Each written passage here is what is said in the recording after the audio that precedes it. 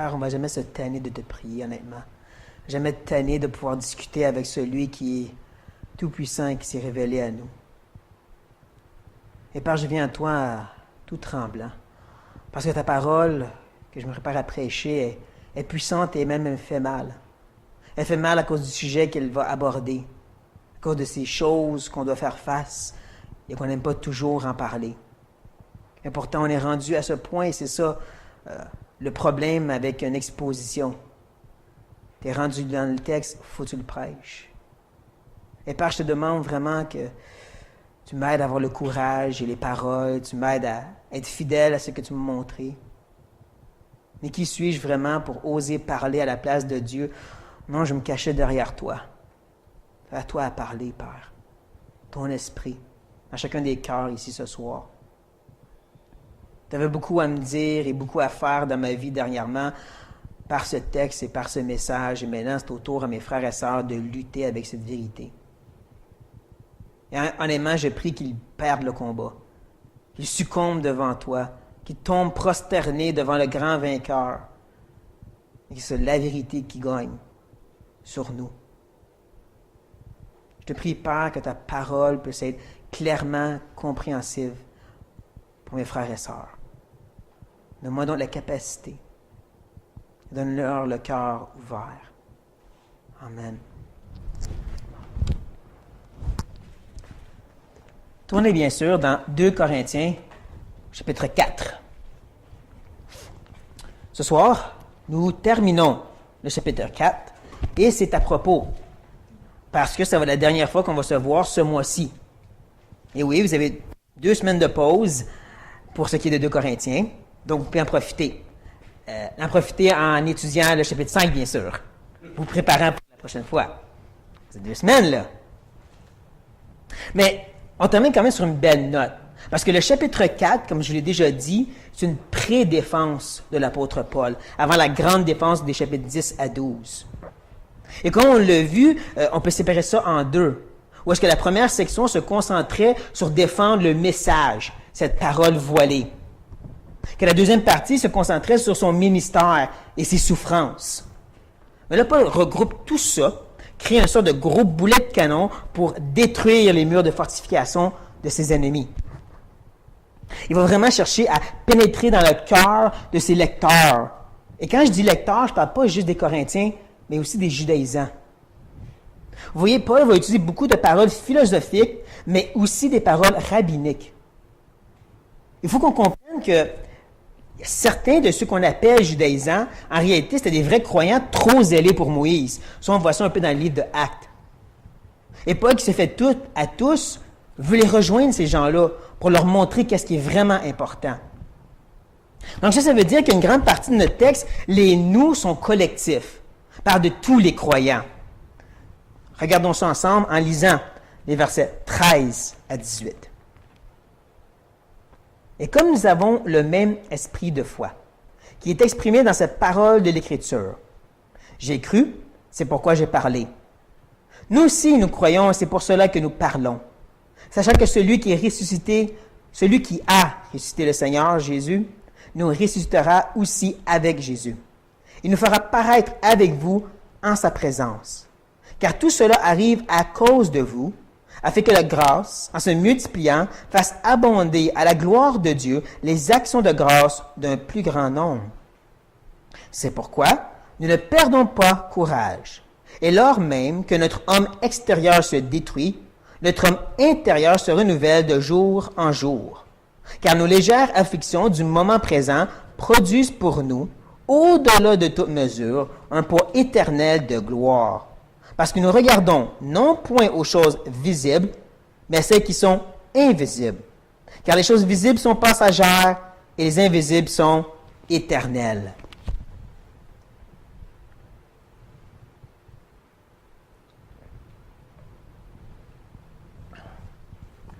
Notre texte ce soir a vraiment une belle ligne directrice qu'on peut facilement suivre. La lignée de pensée de Paul se voit d'un verset à l'autre avec grande facilité. Il commence au verset 13 en parlant de notre foi commune. Cette foi est bien sûr dans la résurrection, verset 14. Cette résurrection nous porte à louer Dieu, verset 15. Cette même résurrection, bien sûr, nous pousse vers cette idée de renouveler de l'intérieur, verset 16. Et bien sûr, le poids éternel de gloire, verset 17. C'est pour ça qu'on regarde les choses invisibles, verset 18. Donc, on voit, ça suit facilement. C'est aussi pourquoi on pourrait dire que notre texte ce soir a comme thème principal la résurrection. Ou comme ça dit dans votre esquisse que je vous ai donné, l'espérance de la résurrection. Je me réserve le droit de changer les titres que j'ai mis dans l'esquisse. C'est ça le droit d'un enseignant. Mais sérieusement, je parle comme ceci parce qu'il faut qu'on comprenne la résurrection, c'est plus qu'un bibelot qu'on met sur une tablette puis qu'on se dit un jour, on va vivre ça. Donc, comme Paul le présente, la résurrection, c'est une force qui nous motive, qui nous pousse à croire et à agir et à attendre.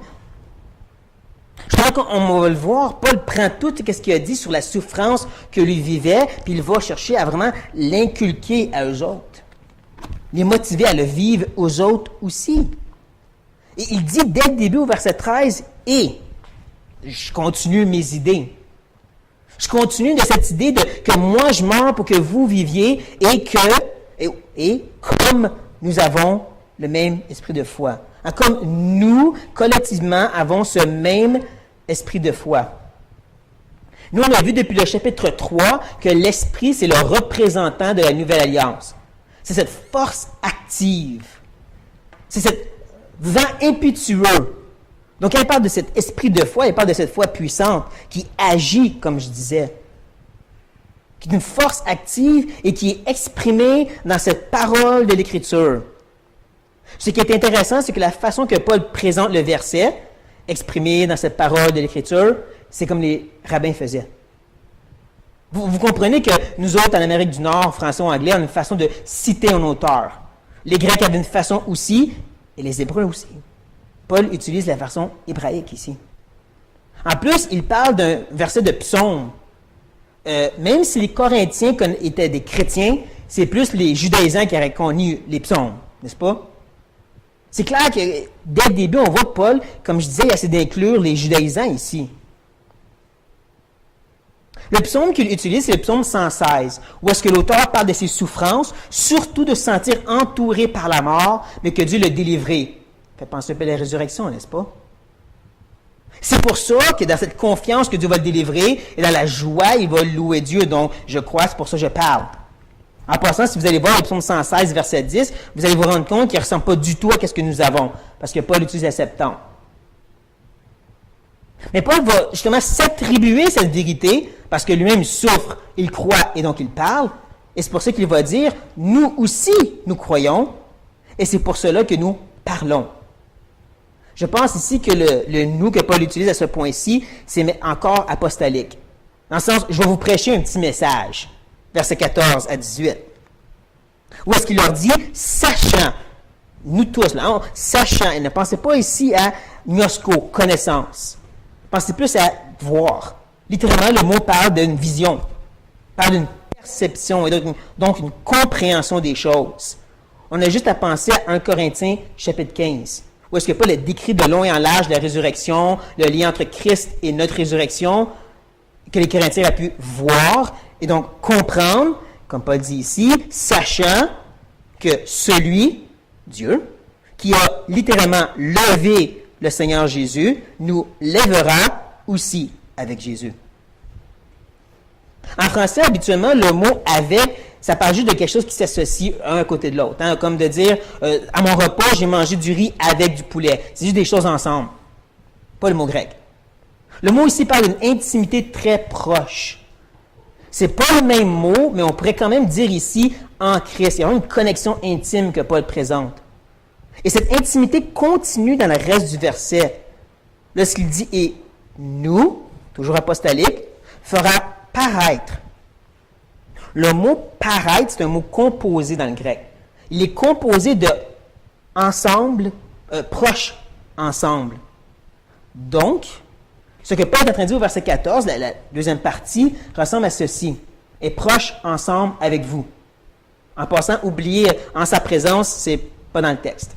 C'est un ajout pour essayer de faire plus de sens, mais je pense que ça fait assez de sens.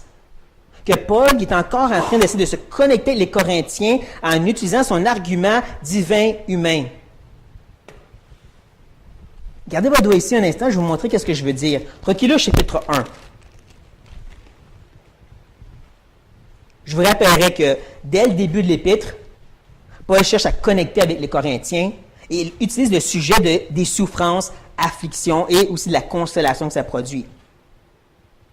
Et donc, il dit au verset 5, « Car de même que les souffrances de Christ abondent en nous, de même notre consolation abonde par Christ. Si nous sommes affligés, c'est pour votre consolation. » Et je vais arrêter ici pour tout de suite. On se rappelle un peu, l'idée c'est, notre souffrance nous connecte à Christ comme elle nous connecte à vous. Donc là, si on revient dans le chapitre 4, on voit que Paul fait la même chose. Dans la résurrection, on était intime avec Christ et là, on l'est avec vous aussi dans cette même résurrection. Proches, ensemble, avec vous. Et Paul continue vraiment à pousser cette connexion. Il arrive au verset 15 et il dit « Car, voici la raison. » Que cette résurrection nous rend intimes. C'est parce que tout cela arrive à cause de vous. Et si ce ne serait pas Paul qui parle, on dirait qu'il barre épais. C'est tout à cause de vous. Sauf que nous, le verset 12. Nous mourons pour que vous viviez. Il est sincère ici. C'est tout à cause de vous. On vous a prêché cette résurrection pour que vous puissiez goûter aussi, comme nous on goûte, et qu'on puisse être tous ensemble. Mais ce n'est pas juste pour eux. C'est aussi pour la gloire de Dieu, qui est bien sûr la suite du verset 15. La petite difficulté, c'est de bien comprendre comment est-ce que c'est à la gloire de Dieu. Et là, je vais vous demander d'enlever vos yeux dessus vos traductions pour un instant. Parce qu'en réalité, le reste du verset 15, il est un peu ambigu la façon que c'est présenté dans le grec. Il y a toutes sortes de conjonctions qui vont ensemble, que honnêtement, je n'ai pas compris. Mais ce que j'ai compris, c'est qu'il y a deux options qui se présentent à nous. La première option se concentre sur la dernière énoncée, le plus grand nombre, qui fait référence à cette idée qu'il y a plein de gens qui vont la grâce d'être sauvés, la grâce que Dieu va leur ouvrir les yeux, la grâce qu'ils vont voir Dieu pour qui il est, et vont le louer, et ça, c'est à la gloire de Dieu. Ça, c'est la première option qui s'offre à nous. La deuxième, ça a rapport avec la grâce, dans la deuxième énoncée. Dieu nous fait une grâce, on le loue, et ça, c'est à sa gloire. Donc, un, c'est sur vraiment beaucoup de gens qui est important. L'autre, c'est vraiment le Dieu béni, c'est important. Personnellement, je penche bien sûr du bord de Louis II. Je crois qu'ils l'ont bien traduit, comme plusieurs le disent, et surtout à cause du contexte. Le contexte large du livre, c'est qu'on va voir à plusieurs reprises, Paul va dire plus ou moins la même chose. Bénédiction, on loue Dieu, Dieu est glorifié.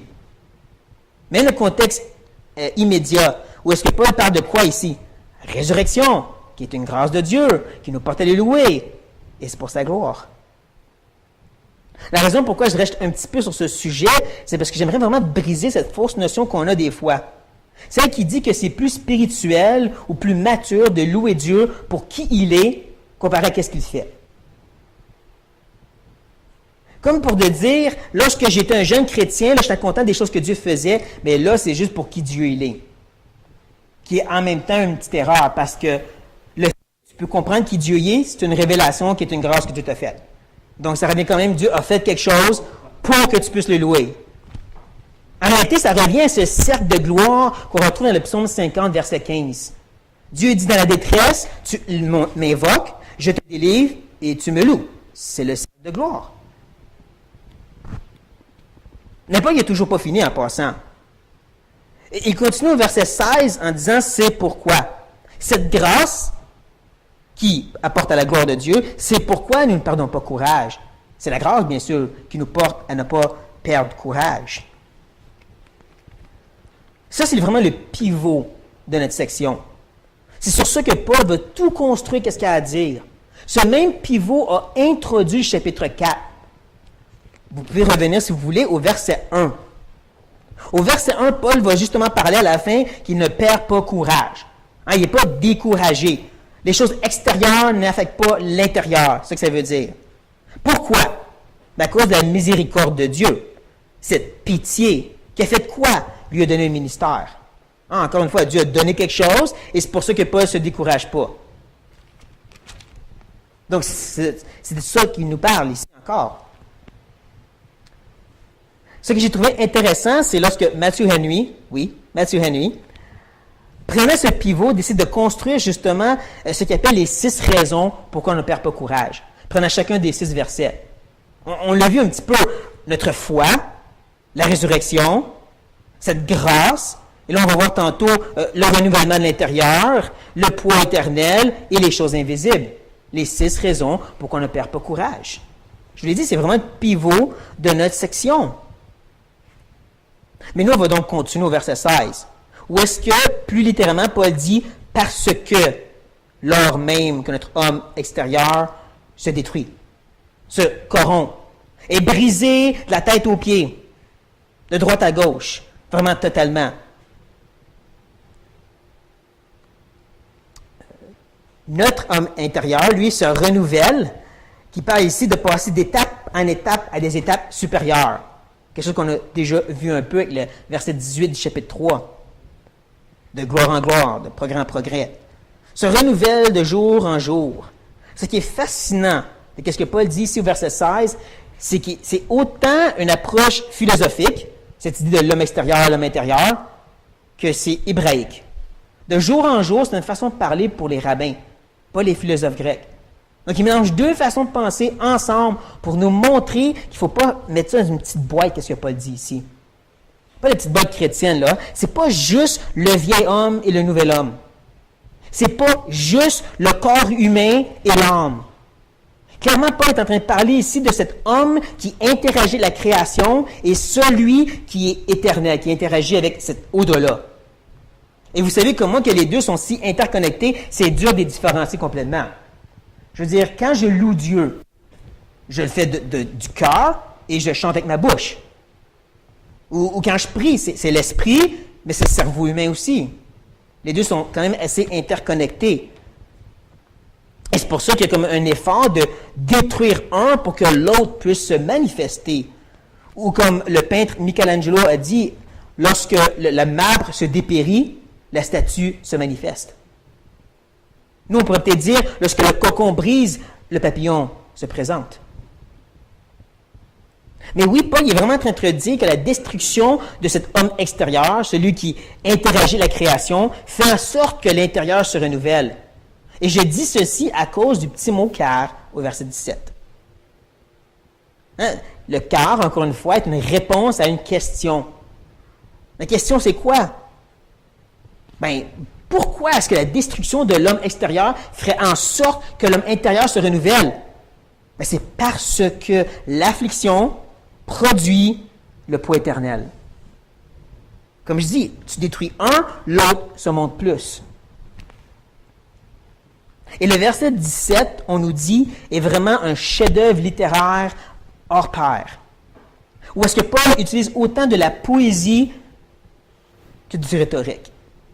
Il va autant manifester un cœur émotionnel que des pensées apostoliques. Donc, ça vaut la peine qu'on prenne un peu plus de temps pour décortiquer le verset 17. On va faire ceci en regardant les 3 énoncés. Je parle ici, bien sûr, des afflictions, la mesure et le poids. Pas trop vite.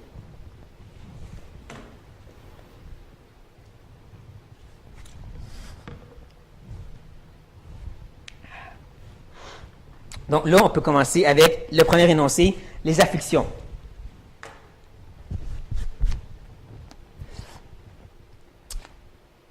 Soyons honnêtes. En tout cas, moi, je vais l'être ici. Cette première énoncé, des fois, laisse un petit mauvais goût dans notre bouche. Cette idée que c'est une légère affliction.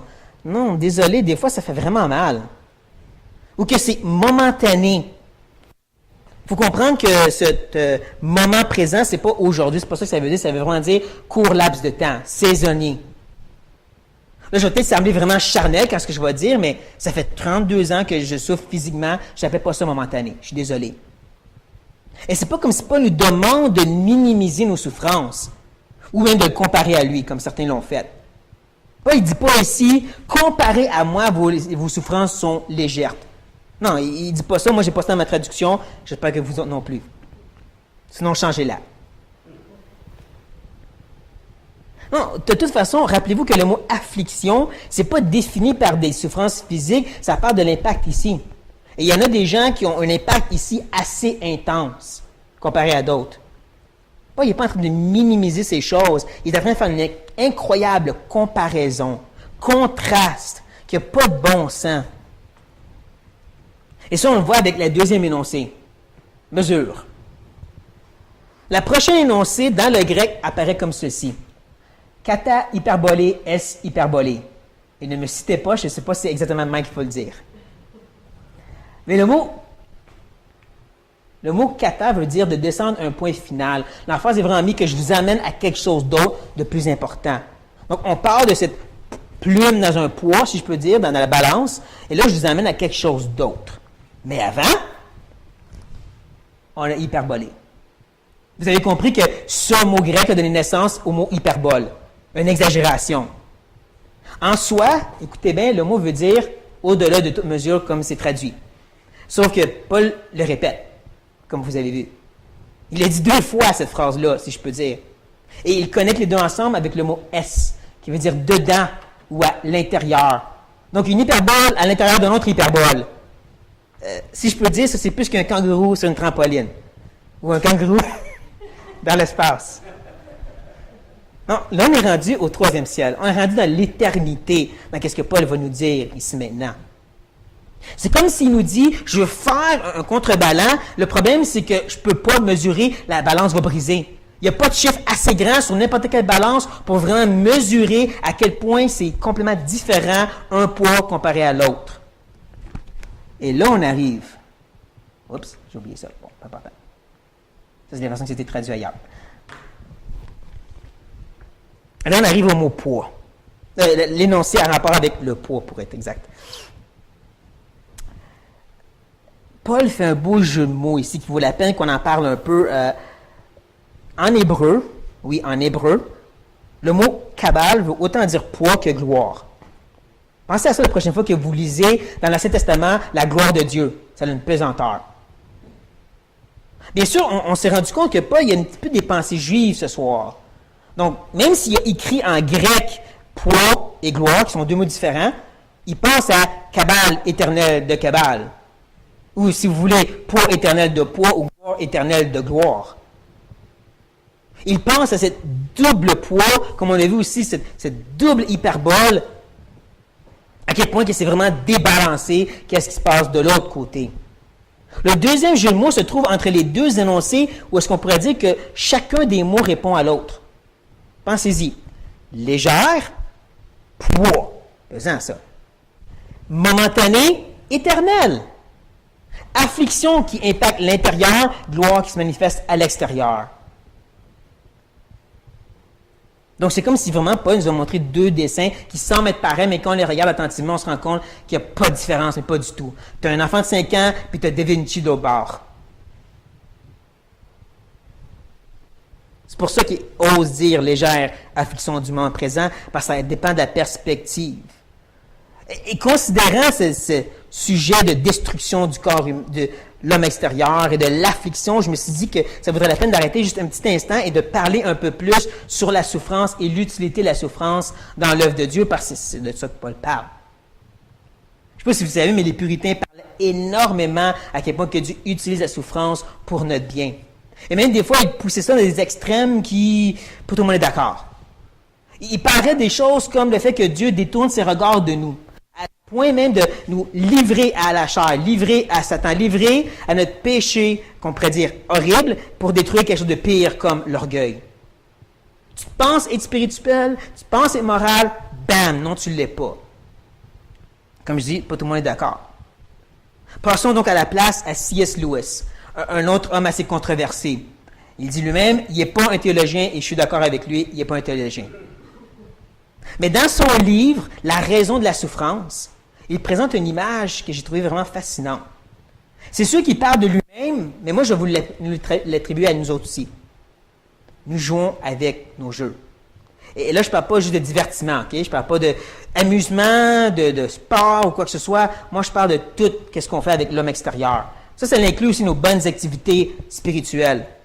nos voyages missionnaires, gagner des âmes, école dimanche pour les enfants. C'est toutes des bonnes choses, mais c'est des jouets qu'on joue avec. Des choses qu'on fait avec l'homme extérieur autant que l'intérieur. Et quand Dieu nous fait souffrir, là, on se concentre juste sur lui. Seulement sur le Seigneur. Lorsque la souffrance termine, qu'est-ce qui arrive? On retourne jouer avec nos jouets. Ce qui m'a le plus frappé, littéralement qu'un coup de poing dans le ventre, c'est quand il a dit que pendant ce moment qu'on souffre, Dieu nous a à lui toute seule. Dieu nous a à lui toute seule. Ça m'a fait ouch. Parce que c'est vrai que depuis le début, on sait que qu'est-ce que Dieu veut, c'est nous avoir à lui tout seul. Mais quand on joue avec nos petits jouets, peu importe qu'est-ce que c'est, Dieu n'a pas tout notre cœur. Même dans les belles choses spirituelles.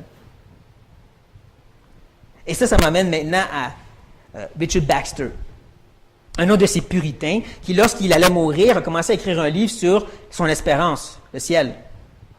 Et une des images qu'il a utilisées a resté avec moi jusqu'à ce jour. Il parle de dormir avec une couronne d'épines. Avez-vous déjà essayé de dormir avec une couronne d'épines? Non, ça ferait trop mal. J'ai déjà eu quelque chose de similaire, longue histoire. C'est pas confortable pour dormir. C'est pas faisable. Et il dit c'est exactement ce que Dieu veut. Il veut pas qu'on dort au gaz. Il veut pas qu'on s'habitue à cette vie sur la terre, qu'on interagit avec l'homme extérieur. Et c'est pour ça qu'il nous fait si mal qu'on va se concentrer plus vers ce qui est meilleur, le ciel. À quelque part, c'est ça que Paul essaie de nous dire. C'est pour ça qu'il termine au verset 18 en disant « parce que ». Je dirais que ce « parce que » nous ramène au pivot. On ne perd pas courage parce que nous regardons. Qui parle de regard attentif. Qui parle de vraiment se concentrer, de prendre garde. Non point aux choses visibles, mais à celles qui sont invisibles. À celles qui sont éternelles, qui sont hors du temps et qui sont avec Dieu. Le mot visible ou invisible, c'est le mot blepomena dans le grec. Ou bien sûr, non blepomena. Ces mots-là, ça parle vraiment de quelque chose que tu observes et même que tu discernes. C'est plus que mes yeux voient quelque chose. C'est que je peux discerner que c'est brun et que c'est une chair parce que j'ai réfléchi. Ça, c'est le mot visible ici. C'est plus que, disons, une image assez ridicule, click on la télé, click off le cerveau. C'est plus que ça. Pas ça, ça fait ça, hein?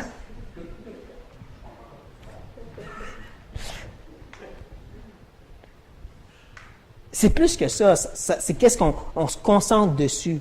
C'est qu'est-ce qu'on réfléchit dessus. C'est qu'est-ce qu'on discerne et on y pense quand ça se passe devant nos yeux. Mais ce qui est fascinant, c'est que Paul dit non, blepomena, les choses invisibles, les choses qu'on ne peut pas discerner. Pensez à ça un instant. Pensez à le sermon sur la montagne dans Matthieu 6. Parce que le Seigneur dit qu'on devrait accumuler des trésors dans le ciel. Y a-t-il quelqu'un qui peut me dire exactement ce que ça veut dire? Que personne n'ait de la main. Parce qu'en réalité, le Seigneur lui-même ne l'explique pas, donc asseyez même pas vous-même. Ou si vous voulez, pensez à Éphésiens chapitre 3, le verset 18. Vous savez, la longueur, de la largeur, de la profondeur, de connaître ça. Ce qui est intéressant, c'est que Paul ne donne pas objet à ça. Vous réalisez que le verset 19, il va dire « et l'amour de Christ ». Donc, quand il parle de longueur et largeur et profondeur et hauteur, il ne dit pas de quoi. Dieu est tellement compliqué, complexe et incompréhensible qu'il peut juste dire ces mots-là puis dire c'est ça. On ne peut pas le comprendre, mais c'est tout ça. C'est de ça que Paul parle. Quand il dit non blepomena. Des choses qu'on ne peut pas complètement discerner et qu'on est dépendant du Seigneur, de son esprit, pour pouvoir les voir. Qu'on justement, d'étape en étape, il nous rapproche de Dieu pour qu'on puisse mieux le voir et le percevoir et le discerner, ce ciel-là. Si vous voulez, on pourrait même dire, comme Paul le dit, le ciel est quelque chose qu'on ne peut même pas décrire de paroles humaines, comme quand il a fait son expérience. Donc, Paul est en train de nous parler ici, comme j'ai dit, de cette idée qu'on détruit ce qui est attaché à la création pour nous amener à ce qui est intérieur et qui est éternel. C'est ça le but de ces légères afflictions, c'est le poids éternel de gloire. Ces choses qui sont non blepomena. Ça, c'est Paul. Là, c'est à mon tour.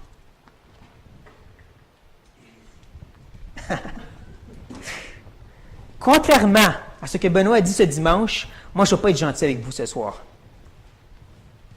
Vous me connaissez, je pense, assez bien. Je suis le genre de personne qui aime ça, brasser un peu les cages, remettre en question le statu quo de la chrétienté typique. Non, je ne vais pas m'attaquer à des choses spécifiques parce que je ne voudrais pas que quelqu'un puisse dire « Phew, il n'a pas parlé de mes choses à moi ».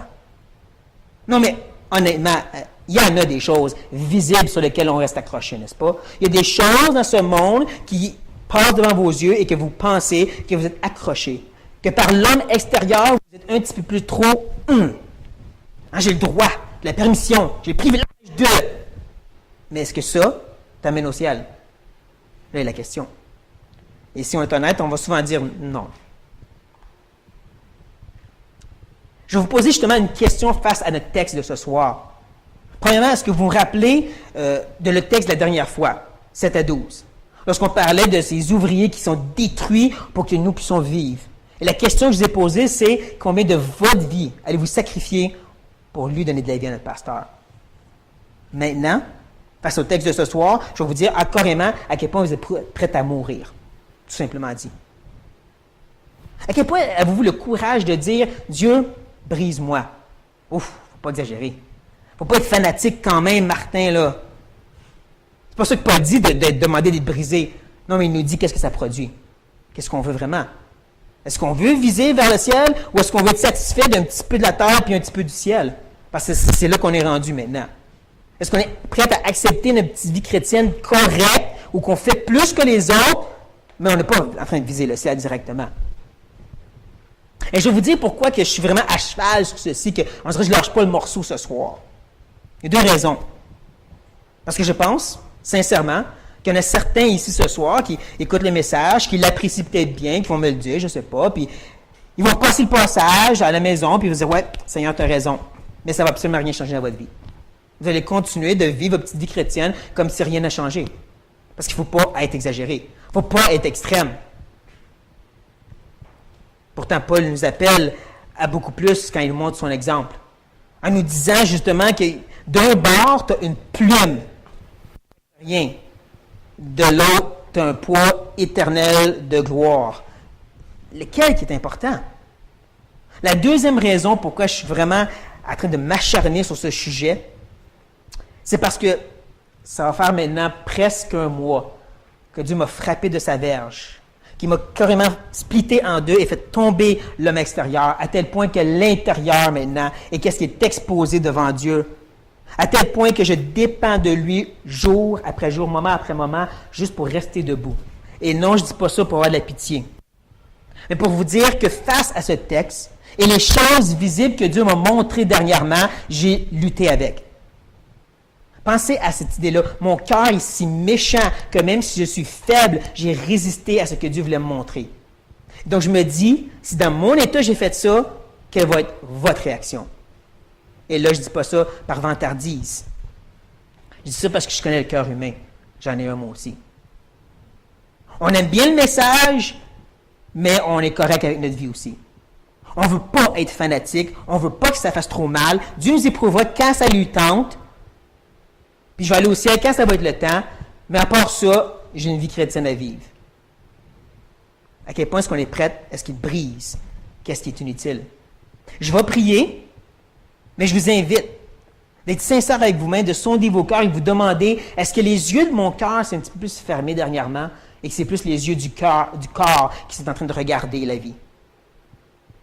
D'être prête avec courage de dire, tu sais quoi Dieu, ouais, mon homme extérieur a pris un peu trop de dessus, faut que tu casses ses deux jambes.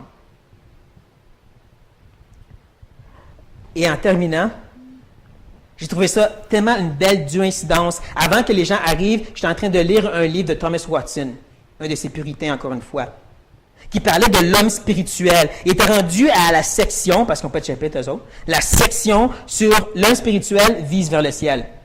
En contraste, il parlait de l'homme terrestre. Écoutez bien qu'est-ce qu'il y a à dire.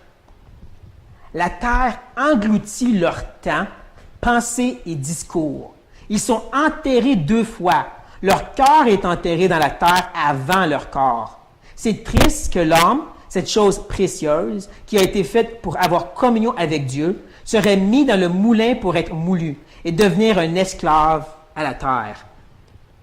Et honnêtement, je suis triste à dire, mais je pense qu'il y a des chrétiens que c'est ça leur réalité. Pas juste des non-sauvés. Prions. Père, honnêtement, quoi te dire à part « je suis désolé ». Désolé de résister à le fait que tu veux m'amener toujours plus proche du ciel. Désolé de résister à cette grâce ineffable de pouvoir aller au troisième ciel comme Paul l'a vécu. Parce que ça fait trop mal. Parce que c'est trop difficile. Parce qu'on est bien content d'une vie spirituelle, religieuse, mais pas une vie d'être brisée. Pas une vie de souffrance. On regarde ce bel énoncé au verset 17 qui parle de petits poids d'affliction puis gros poids éternel, puis on dit oui, oui, ça nous encourage un peu, mais il ne faut pas exagérer. On sait qu'on est renouvelé de l'intérieur. Ça, c'est qu'est-ce que toi tu fais, mais à quel point qu'on veut en participer. Père, sonde nos cœurs, tous mes frères et sœurs, sonde nos cœurs pour nous montrer si on a fermé nos yeux spirituels. Si c'est plus l'homme extérieur qui est au contrôle de notre vie. Laisse pas aucun d'entre nous ce soir partir et s'en foutre de ce message. De rester indifférent, endurci, entêté, de continuer à regarder et de discerner et de penser à ces choses inutiles qui ne nous amènent pas au ciel, mais comme M. Watson a dit, qui nous gardent enterrés dans la terre. Sommes-nous des êtres spirituels ou sommes-nous des êtres charnels? Réponds à cette question pour nous, Seigneur. Amen.